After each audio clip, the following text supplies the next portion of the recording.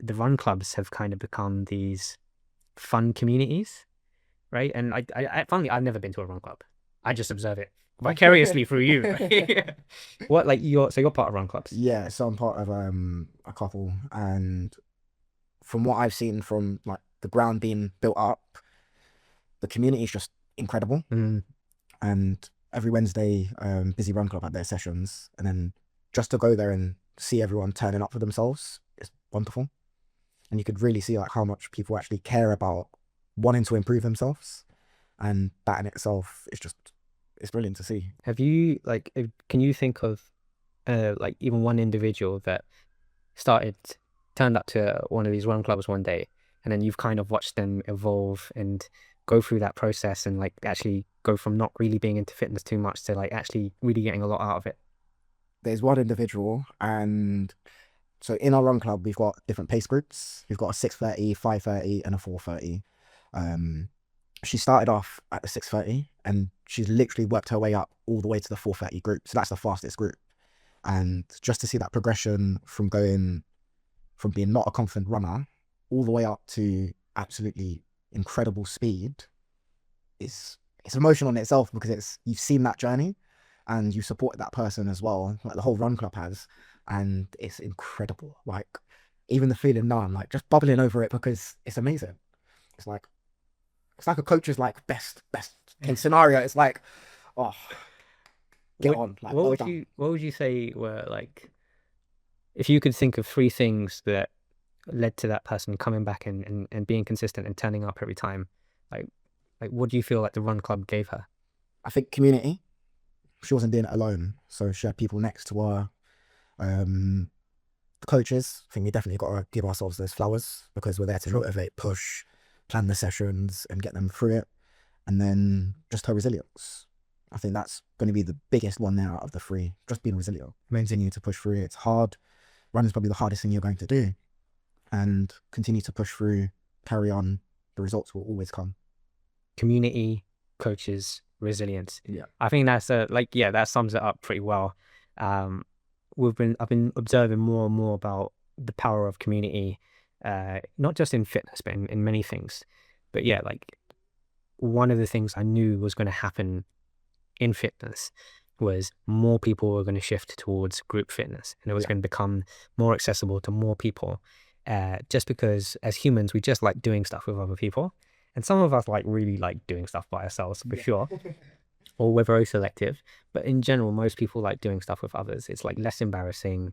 It generally is going to be more fun. Uh, I haven't ever really fully looked into it, but I think I'm going to now in terms of the correlation between resilience and community as well.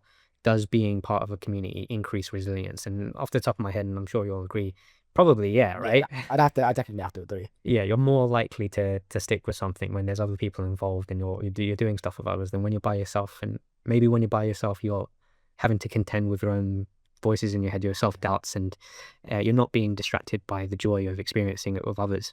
Is how people program for running, whether it's distance, whether it's time, because the way it's been presented through like TV and movies and whatever else not, it's like, you know, just even going for a light jog, if you're a deconditioned individual, is a very significant punch Yeah. in the face. Um, and then when we start multiplying that in terms of distance and speed, it can dramatically get out of control very fast, right? So I've learned the hard way for sure that programming matters when it comes to, you know, improving your ability to run, like dealing with people and training them for running. What's been your sort of like observation of their views and where you've had to kind of restructure the way they're thinking about it? Take 5K for instance. Someone wants to improve their 5K time. They think, let's just go out on 5Ks and constantly run as fast and hard as we can. Again, you've got to see it as your gym work. You can't go in the gym and bench press, for instance, 10 kg every single week. And let's imagine that's your max. You're not going to progress. You've got to have some form of structure. So you've got to break it down. You've got to do some easy work, some just above easy work, and some hard work. That's if you want to run 3 times a week. That's wanting to improve that time. I say 3 times a week's more than enough. But one of the biggest things is that aerobic work, that ability for your heart to pump the oxygen around, and harder sessions will become easier because your heart's functioning better. So I always like to get them to slow down a little bit. So Take some time. when you tell people this, what's their response? But what do you mean slow down? No, I shouldn't slow down. I need to run hard and fast. And I was like, no, you need to slow down. And a lot of people can't gather that I'm telling them to slow down to get faster. It's psychologically, it's weird. It sounds very Yeah. counterintuitive. Like, why is he telling me to slow down? But it's slowing down to get faster. So it's like, think of like a hill, for instance. You're not going to attack it straight at the bottom. You're going to gradually speed yourself up, hold yourself. And then once you come down, you're going to feel like you're fittest. And it's like, wow, now I'm going quicker.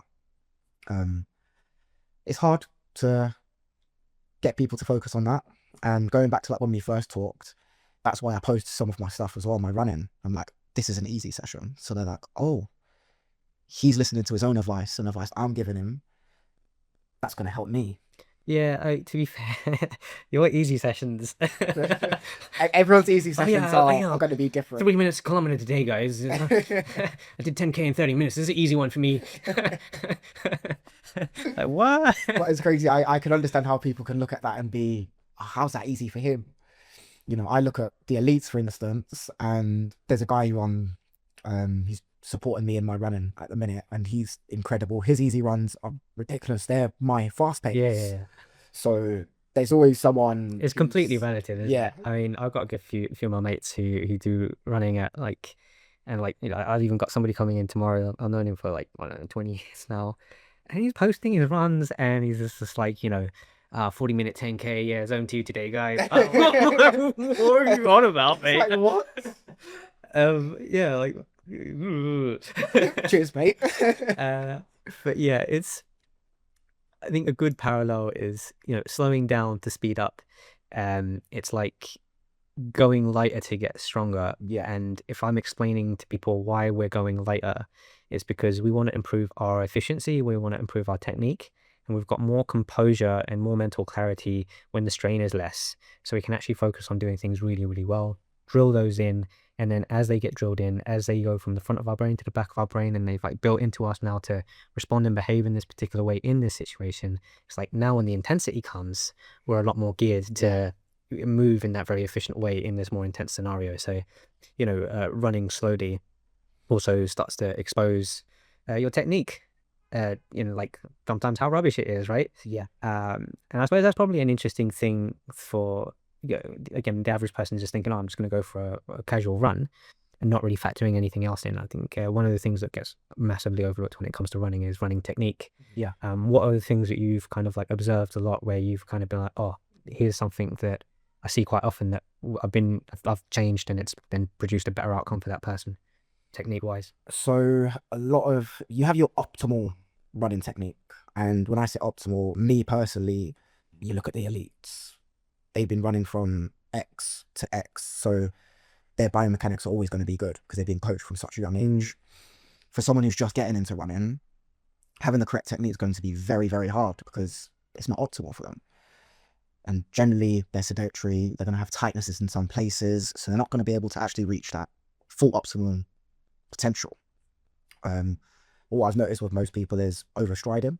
So their foot's landing well in front of their body, when usually you want it to be striking down below the hips and pushing backwards. So you're using that force from the ground to propel yourself forward.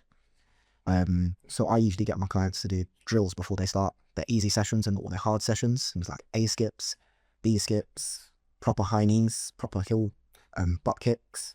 A lot of people do their butt kicks and just flick their legs backwards, but you're actually wanting to raise the knee and bring the heel up towards the bum, and that's just producing better running mechanics. So like in a lot of the first 6 weeks with working me, there'll be a lot of drills within easier sessions, just so we can start to implement that proper form. And it takes time and it feels uncomfortable because you're not used to that, but that's going to help you become more efficient in running. And just by improving your form, your running gets so much more easier because you're efficient within that movement. Your muscles are working in sync, your body's in sync, and it's just like smooth sailing. How much do you think that sort of plays a role in not just improving performance, but like reduction in injury risk? Oh, it's huge, absolutely huge. So you find a lot of people get shin splints because of overstriding, for instance, you're putting more force on your tibialis anterior just by overstriding. So just having a better form, you've already reduced that risk of injury. It's interesting, isn't it? Because like someone might have listened to you there, kind of breaking that down, and then be like, oh crap, there's all these things I need to kind of like think about with where I'm placing my foot, where I'm pushing off from, what my sort of intention is with my directional forces. What are good options for people to like learn these things? So your best option, I'd say, get yourself a running coach. However, Yeah, for sure. UK Athletics actually licensed running coach, because there's people that say they're running coaches and they're not qualified. Right. Just so you know. You can look on YouTube. I'd always say focus on one element first. So there's so much to do with running. The way your shoulders are, the way your hands are. Focus on one bit first. Get used to that one bit. Once that becomes second nature, and you're happy with, yeah, I'm happy with my foot landing beneath my hips and landing on the midsole, for instance. Work on, where should my shoulders be? How should my core be? So break it down from top to bottom, or bottom to top, however you feel comfortable. I'm a crap runner. It's definitely not an area that I excel in. You'll be happy to know I don't coach anybody in running either. Well, at least not running technique. I wouldn't, me myself personally, as a trainer, I've been a trainer for 20 years. I've got a fair amount of understanding and knowledge around the human body. I myself wouldn't confidently set out to try and figure out running technique by myself. And throughout my journey as a trainer in my career, I've never just figured stuff out by myself. I've generally found people that are doing things really well, or are like, quite accredited in that particular area. And I've gone to learn from those individuals, whether it was going on courses that they provided, or just hiring them directly to learn from them, or have them coach me. And I think that kind of gets overlooked a little bit, where people might just assume I know things, or I figured it out, but I didn't. I actually, I went and found the people that were teaching it, and I learned from them, and had the opportunity of like practice and teaching others to kind of reinforce some of the things I've learned, and help kind of figure out like maybe what stuff was a little bit misguided and so on. So even me myself, if I wanted to improve my running technique, I wouldn't just be like trying to figure it out by myself. To some extent, yeah, but it's always kind of worth hiring a coach, and probably like, because I don't know what the deal is with like some of these run clubs, whether there is coaching within the run clubs as well, for like running technique.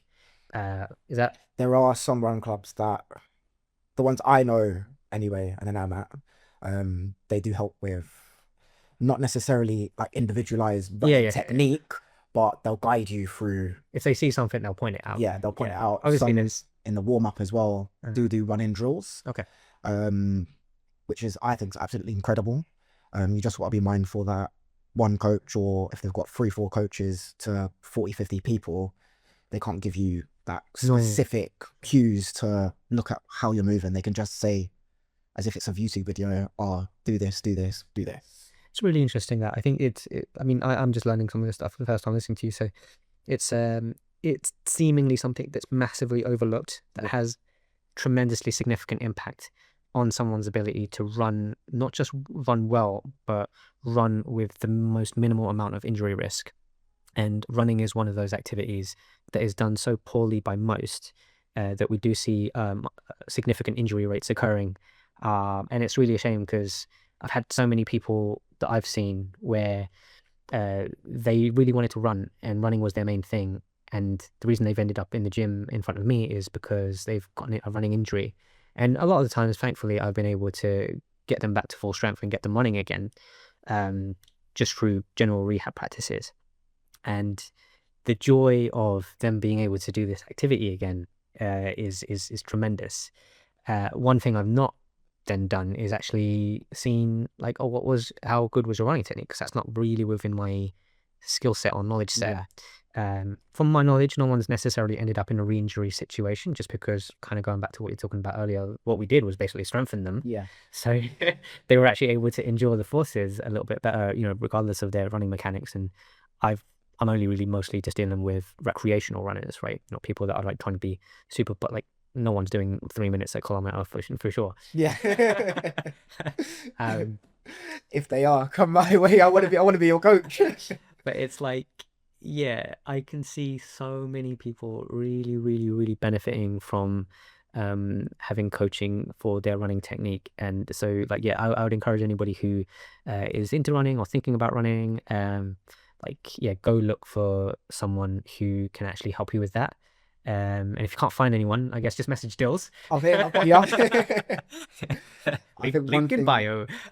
one thing I did miss as well that's just jumped into my head is a gait analysis, and that's something that's not a lot of people like look at. Even if you're a recreational runner or elite, I think that's something you 100% need to do. And what it is, you'll be on a treadmill, you go for a run, and there's a specialist who will analyze the way you run. So they can say if, oh, you're landed on the side of your foot, you're pronating, how much forces you're putting in between on each leg, for instance. There's some really, really good ones out there. And some of them cost, some of them don't. I say if you've got the money, get one that costs because you can get more data. Okay. And that's, again, it's an investment in yourself. So if you know you're pushing more off your left side, you can go to a coach, for instance, and say, oh, I'm having this problem. They can help you out in more detail and help. Amazing.